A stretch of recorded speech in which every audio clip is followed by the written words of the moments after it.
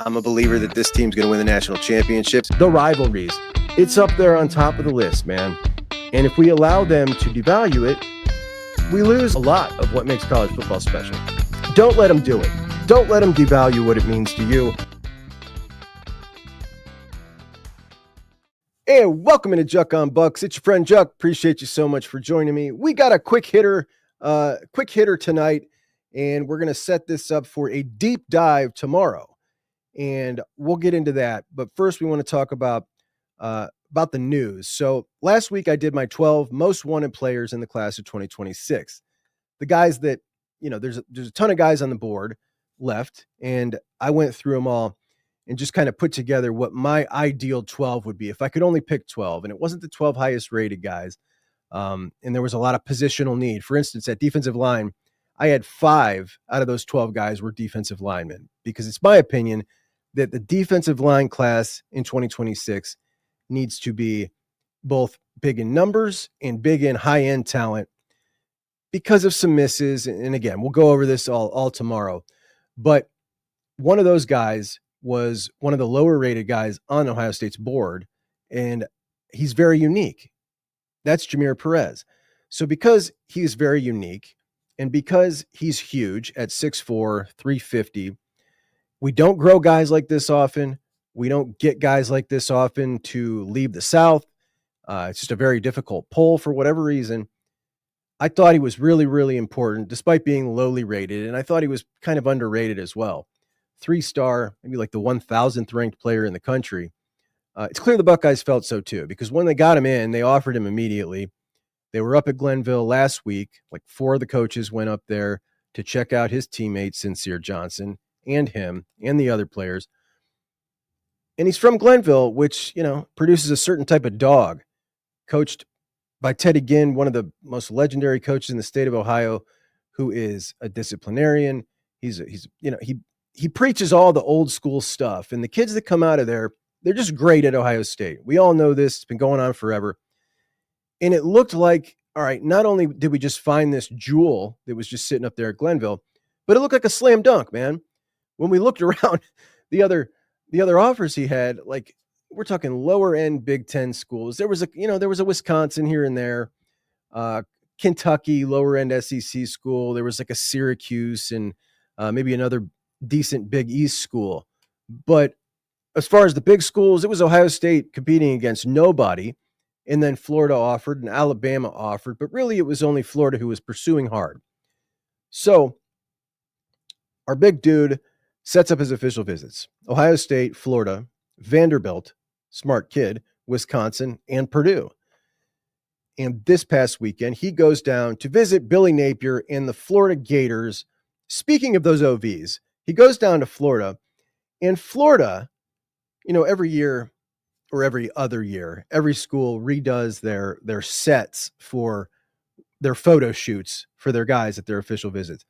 And last year, Ohio State debuted this awesome retro room at the Woody. And it is so cool. That room assembled by Aaron Dunston, who shortly after that left and went up north. But it was a great idea. The stuff in that room came from all of their houses. Like James Laurinaitis, some of that stuff was in his basement. Bobby Carpenter brought some of that stuff in. Everybody just kind of brought in old stuff, and they hung it up and hung up the paneling. It's just the coolest idea.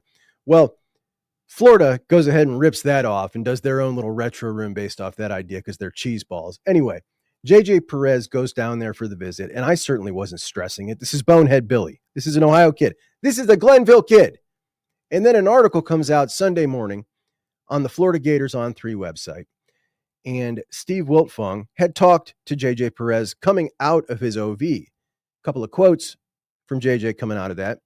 The Gators have a rich history. It's a dominant program.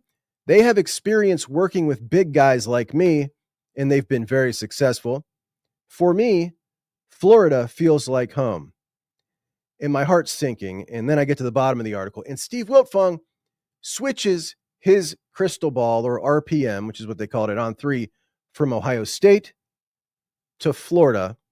And then 2 of Florida's beat writers come out and do the same. Now, when somebody's coming out of an official visit and that happens, 90% of the time, the kid has told Wiltfong that he has committed to the school, and he just hasn't announced it yet.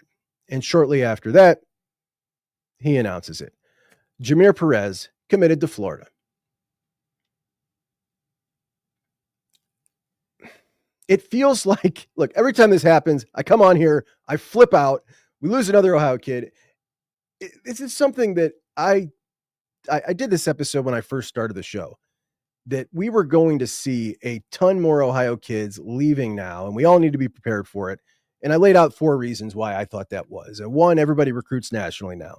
And these kids have grown up in the social media era, watching all of these other players ahead of them drop their top 10s, drop their top 4, and then commit. Number 2, the world is so much smaller for them. Everything seems so much less far away. We all feel much more connected from distance with our families. It makes it easier to leave home. You can FaceTime mom 4 times a day. When I was 18, I would have had to place a long distance call once a week to my mom. Like, it just feels more connected. These guys are so much more familiar with all these other programs. They can take a tour of the campus, a tour of the facilities on their phone in 10 minutes. They've been exposed to all these other programs much more than we ever were. Number 3 is the money, which is a huge part of the equation, and it can now trump your fandom. It can trump your fandom if you grow up an Ohio State fan, if you're getting double the money to go to a place that you also feel is just as good or close to as good. And number 4, Ohio State, like all schools who recruit nationally, but especially Ohio State and LSU, historically the 2 hardest states to pull talented kids out of, there's only so many hours to invest in the day recruiting, and they usually invest those hours disproportionately to the out-of-state kids because it makes perfect sense to do that. It always has, and it always has worked. It doesn't anymore. You need to work as hard or harder with your in-state guys now. And I laid this all out. It was my first month on the show. But even though I saw it coming, in no way did I expect it would be anything like this. I mean, this is just getting ridiculous. But here's the key. When I look at the guys that we've lost out of state, did we get a player in return that is of like talent or better? And in almost every case we did. In 2005, you lose top tier guys like Justin Hill and Trey McNutt, Marquise Davis. Then you lose Chaz Coleman, who I think has a shot to be top tier. Luka Gilbert. Who do you bring in? Well, instead of McNutt, you get Fahim Delane. Fahim Delane was actually Matt Guerreri's number 1 target on the board at safety, and that's how I judge a coach's recruiting efforts. Is he getting his top target? And that was his top target, so no sweat there. You miss out on Chaz Coleman when you try to go after him late in the cycle, and who do you get back in return? Epi Satanale. So, okay, net even there. Marquise Davis, you lose out on him. You bring in Isaiah West and Turbo Rogers. You're all good. You lose Luka Gilbert early on in the cycle. Then you get Nate Roberts. You get Brody Lennon, whatever. You're fine there. There's some others like Ryan Montgomery, but you offered him. You weren't really after him. You had Tavion St. Clair in the class, and a few others. But those are the bigger names.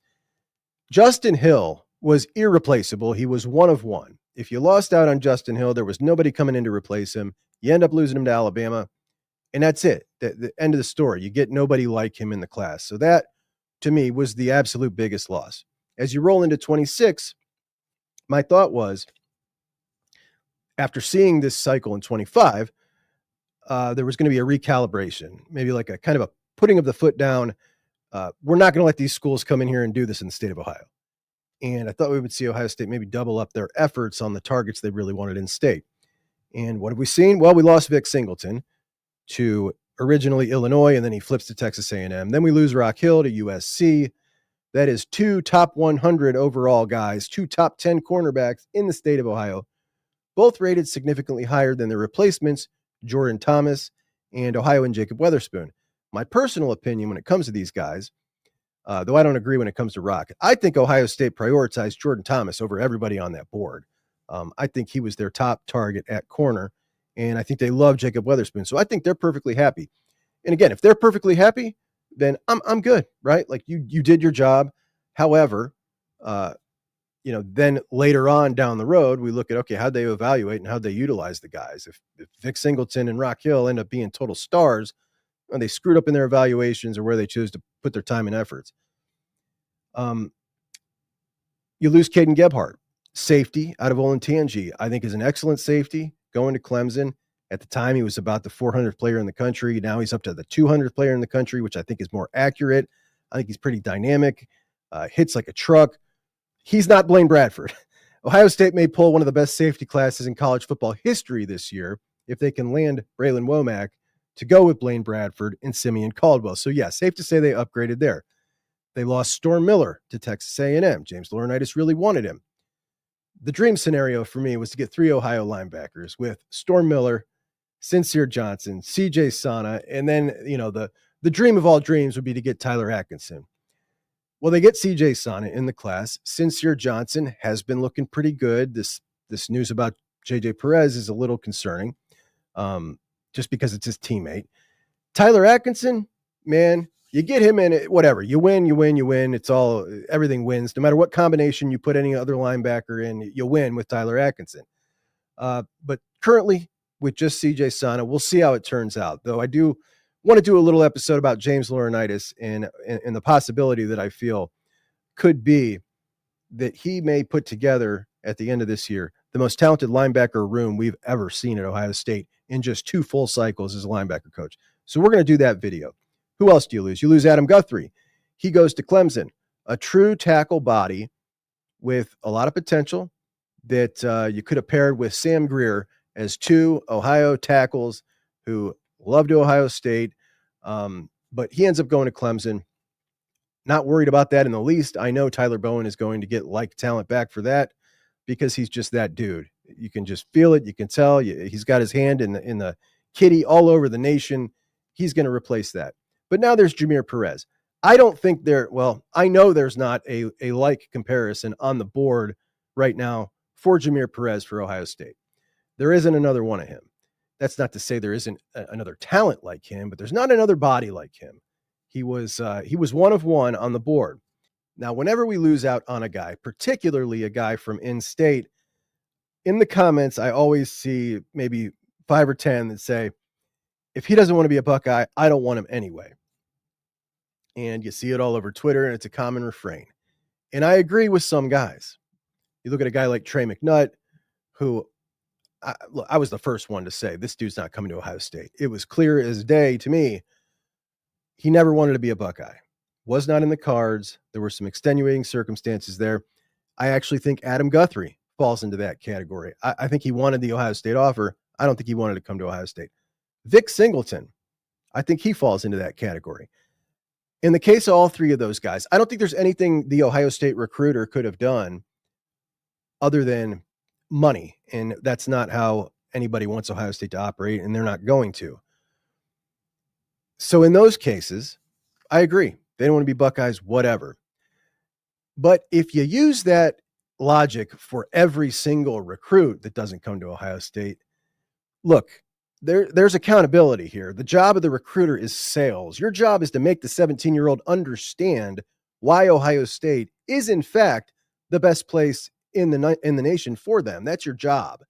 So to say that about every recruit, or to say they just went bag hunting, you're not holding yourself accountable for the L. And sometimes you got to take the L. It makes you better. And we talk about money. Like, I don't think that it's very likely that Jamir Perez, a 3-star out of Cleveland, went down to Florida and got some massive bag. I don't think that's what it was. But what does it mean for this defensive line class moving forward?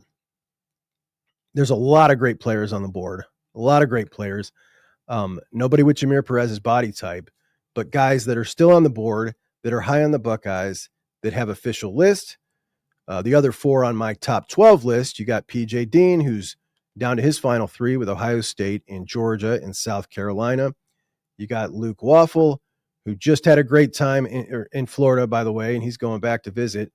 Also high on Texas, recently visited them. Penn State assumed to be the leader right now. Ohio State in it. USC also getting an official visit. Carter Meadows, who is 5-star across the board. Got maybe that crazy type of Dylan Stewart, Colin Simmons potential. Ohio State, Penn State, Michigan, South Carolina. Thought to be Penn State leading right now. If Penn State beats us for Luke Waffle and Carter Meadows, I'm going to flip. Deuce Gerald's cut it down to his final 10. But we know Ohio State is in that top 3. Obviously, the Buckeyes getting an official, and Ohio State seems to be have the leg up in that one. Ohio State probably has the leg up with PJ Dean right now. We desperately need those two dudes. You got to have them. Those are two dudes who have been interested in the Buckeyes heavily, and you got to lean them. You got to bring them home. Then you got the trio from IMG, Jake Krull, who is a edge rusher, borderline 5-star. Then you got the 2 300-pounders in the middle, both from IMG, and Cam Brickle and Preston Carey, both with official visits. Damari Simeon from New Jersey, the top 3 player in New Jersey. He's got some really good-looking film. He'll probably be an interior guy, as will Carter Lucky, who's out of Georgia. He's going to give an official to Ohio State, but I don't think there's much hope for him. His older brother's at Georgia. His dad, one of 3 triplets that all played at Georgia. It just feels likely he winds up at Georgia. And a new offer that recently went out when Larry was down in Bessemer, Alabama. 4-star Emmanuel Ruffin, a top 250 overall, 6'4", 290. Got officials with Alabama, LSU, and Ohio State. Just recently canceled officials with Florida and Tennessee. We'll watch his film later on this week, but I'm not in the mood right now. So that's where we currently stand. Now, a lot of unhappy fans. Obviously, whenever we lose an Ohio kid, there's a group, and I'm one of them, that gets really, really annoyed. And then whenever it's a defensive line commit or recruit, especially this cycle when there is no defensive line men committed and you're looking for a really good class, the LJ stuff comes up. Tomorrow, we're going to do a deep dive. We're going to do a deep dive on Ohio State defensive line recruiting for the past 3 years. And we're going to go over how Ohio State is comparing to the other schools that we all think Ohio State competes with. We know Ohio State competes with in recruiting as far as class rankings. How do they compete with them in position rankings when it comes to Alabama, Georgia, Texas, Oregon, Miami, Auburn, other schools that have been in the top 5 in the last 3 cycles? How does Ohio State's defensive line recruiting stack up with them? Does it matter? You got all the arguments for and against, and we're going to get into that on tomorrow's show. But for today, bad news: we lose Jamir Perez, a Glenville kid, going to Florida of all SEC schools. That's just, what are you going to do, man? Bonehead Billy Napier, man. I can't believe it. This guy. By the way, just their second commit of the class. It's not like they got some loaded class and he wanted to go jump in. Anyway, that's it. I'll talk to you guys tomorrow. Jug and Bucks out.